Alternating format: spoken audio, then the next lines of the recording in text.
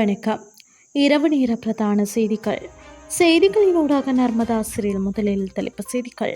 ரணில் விக்ரமசிங்க குற்றப்புலனாய்வு திணைக்களத்தில் முன்னிலை. ஜெர்மனியை சென்றடைந்தார் ஜனாதிபதி. மேல் கொத்மலை விமல சுரேந்திர நீர்த்தேக்கங்களின் வான்கதவுகள் திறப்பு. பற்றி எரியும் அமெரிக்கா லாஸ் ஏஞ்சல்ஸ் நகரில் ஊரடங்கு உத்தரவு. இனி விரிவான செய்திகள். முன்னாள் ஜனாதிபதி ரணில் விக்ரமசிங்க குற்றப்புலனாய்வு திணைக்களத்தில் முன்னிலையாகியுள்ளார்.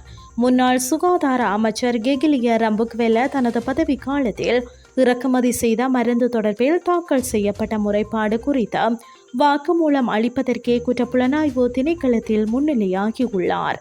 நாட்டிற்கு தரமற்ற மருந்து இறக்குமதி செய்யப்பட்ட சம்பவம் தொடர்பாக கெகிலிய ரம்புக்வெல முன்னதாக குற்றப்புலனாய்வு திணைக்களத்தில் முறைப்பாடு அளித்திருந்தார்.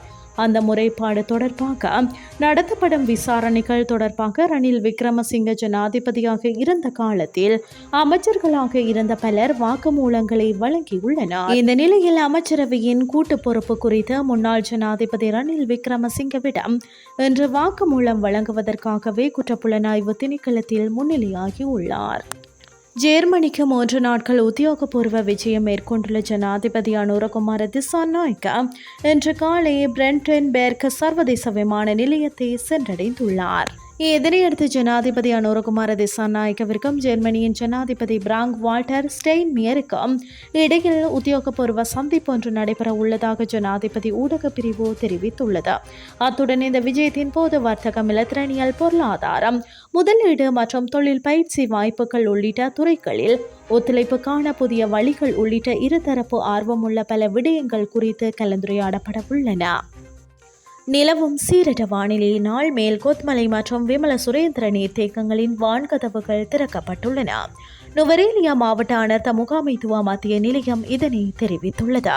குறித்த நீர்த்தேக்கத்தின் நீரேந்தும் பகுதிகளில் பலத்த மழை பெய்து வருவதால் நீர்த்தேக்கத்தின் தாழ்நில பகுதிகளில் வசிப்பவர்கள் அவதானமாக செயற்படுமாறு நீர்த்தேக்கத்திற்கு பொறுப்பான பொறியியலாளர் தெரிவித்துள்ளார். இதேவேளை கெசல் கமுவ ஓயாவின் நீர்மட்டமும் உயர்ந்துள்ளதாக நீர்ப்பாசன திணைக்களம் தெரிவித்துள்ளது. அதே நேரம் தொடர்ந்து பெய்து வரும் கடும் மழையினால் சென்கிளேயர் மற்றும் டெவோன் நீர்வீழ்ச்சிகளிலும் நீரின் அளவு அதிகரித்துள்ளது. இனி வெளிநாட்டு செய்திகள்.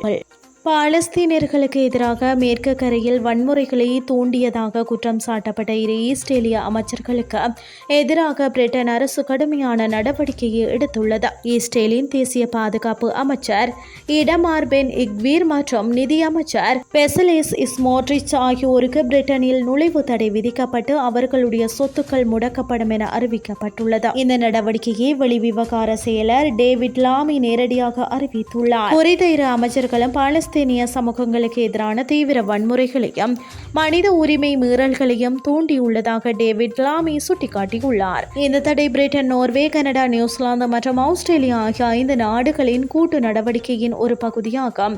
எனினும் இஸ்ரேல் இதனை கடுமையாக கண்டித்துள்ளதோடு மக்களால் தெரிவு செய்யப்பட்ட அமைச்சர்களுக்கு விதிக்கப்படும் இத்தகைய தடைமுறைகள் அரசியல் தலையீடாக கருதப்பட வேண்டும் எனவும் கூறியுள்ளது.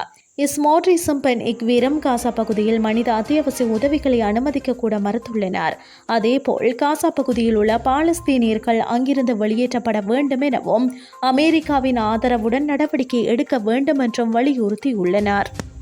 இத்துடன் செய்திகள் யாவும் நிறைவடைகின்றது. அடுத்த மணித்தியால செய்திகளை காலை 8:30 எதிர்பாருங்கள். நன்றி.